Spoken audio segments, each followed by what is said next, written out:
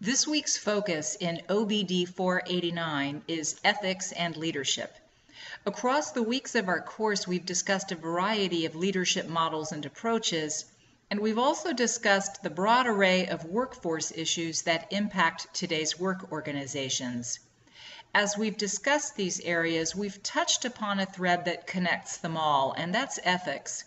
What are the principles that guide our actions and our decisions? What are the implications for leadership and for organizational integrity? Through this week's readings, media, and discussions, we'll explore these questions. The subject of ethics and leadership and organizational integrity raises the specter of values-based leadership, which is leading from a foundation of doing the right thing. A leadership excellence article written by Northwestern professor Harry Kramer discusses 4 principles that he explores more deeply in a book which carries the same title as the article, Values-Based Leadership. I think you'll recognize these principles as themes that have emerged throughout our discussions about leadership.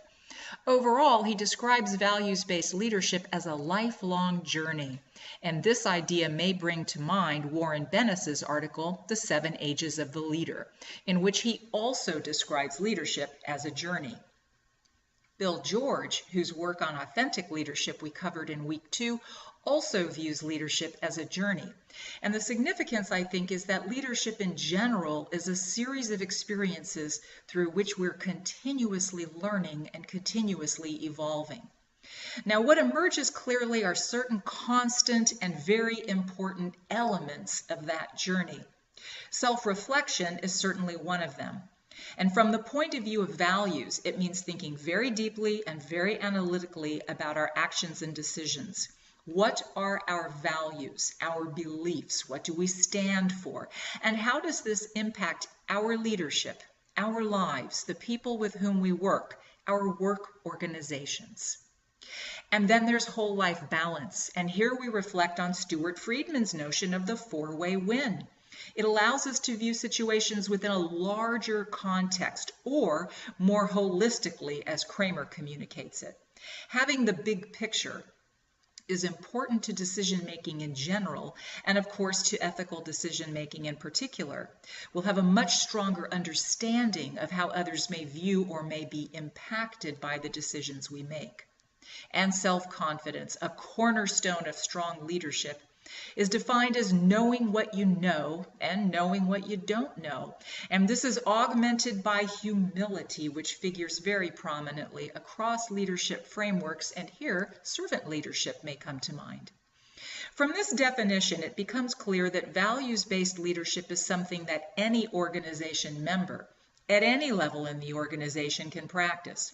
Reflection, whole life balance, self-confidence, and humility can be part of every person's journey. And from the point of view of the organization, this is a journey that informs organizational integrity. Mary Gentile is a professor, researcher, and writer who focuses her work in the area of values and ethics in organizations. In her article entitled Keeping Your Colleagues Honest, she answers the question, what are the insights that managers need and the strategies they can use for dealing with ethical conflicts? From the point of view of values-based leadership, this is really important because it supports the development of enhanced awareness, self-awareness in this area, and it offers a method for confronting ethical problems or conflicts. The article presents 4 rationalizations for remaining silent in the face of an ethical conflict, and these rationalizations have emerged from Professor Gentile's research.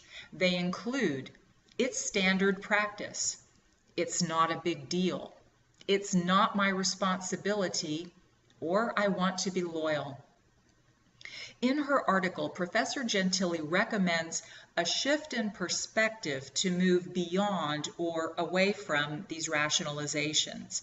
Specifically, she recommends that in speaking up about an ethical dilemma or problem, we should, and I quote here, approach the conversation as you would any important business presentation, In other words, and quoting again, treat it as a business matter. So the idea is to remove any emotional valence from the conversation and replace it with logical and persuasive arguments. But how does one do so? Here, Professor Gentili offers a checklist for action that guides us, and it contains 11 questions that, when answered, result in a detailed approach for speaking up. The questions reflect a business-like approach to problem resolution and include such areas as defining the specific conflict, identifying what's at stake for everyone involved, identifying the arguments you will face and the best counter arguments that you can make, identifying the person to whom you should speak up, and even when, where, and with whom you should make your case. So in all, there is significant practical guidance here, and it's based on a foundation of organizational research. In his HBR article entitled Becoming a First-Class Noticer, Professor Max Bazerman asks, how can we learn to notice and act upon ethical transgressions and threats to organizational integrity? Underlying this question is the idea that we may not always recognize or correctly identify ethical dilemmas or problems for what they really are. So that's an important augmentation of this week's topic. Professor Bazerman specifically describes 6 challenges to correctly identifying ethical problems. These include ambiguity, where the situation isn't clear or we may not have all of the information. Given the complexity of work, job roles, and organizations, it's easy to see how situations could appear ambiguous. Motivated blindness is a much-studied phenomenon in which our own self-interests or our biases could keep us from seeing a situation as it really is. We might want to protect colleagues or stay in good favor with the boss. Famous examples abound, and as the article points out, they range from the Catholic Church to Penn State University. Conflict of interest comes into play as well, and it raises very important questions about how employees are rewarded in organizations. The slippery slope references a continuous decline in ethical practices. It can start in a small way, but over time it becomes larger, more consistent. Eventually, this may lead to the effect that Mary Gentili pointed out in her article, i.e., employees may remain silent about ethical dilemmas because they've become quote-unquote standard practice. Misdirection, of course, occurs when you simply do not receive the truth. Thus, you quite literally can't see the ethical problem. Finally, indirect harm is the name we give to situations where multiple parties have contributed to an ethical problem, but a diffusion of responsibility keeps them from acknowledging their own role in it. Knowing about these factors helps us to be more aware of the challenges involved in identifying ethical breaches. But Professor Bazerman says we must do more. We must develop what he calls noticing skills. The approaches for doing so include looking inward and asking tough questions about our role and the ethical dilemmas that arise in our organizations. The 6 challenge areas will form the outline for these questions, and here once again we see the role that reflection plays in leadership and learning. An outside perspective can provide new, different, and possibly more objective input. And finally, organizational leaders can overtly communicate an organization-wide expectation about noticing, and they can encourage employees to become engaged as first-class noticers. The articles referenced in this week's presentation offer thoughtful perspectives and practical guidance that can support our development, our journey as values-based leaders. A very good follow-up question is, how can organizations and educational institutions support employees and students in the journey? Several of this week's articles address this question, which is actually a challenging one to answer. From the point of view of organizations, it may start with defining exactly what is meant by leadership ethics.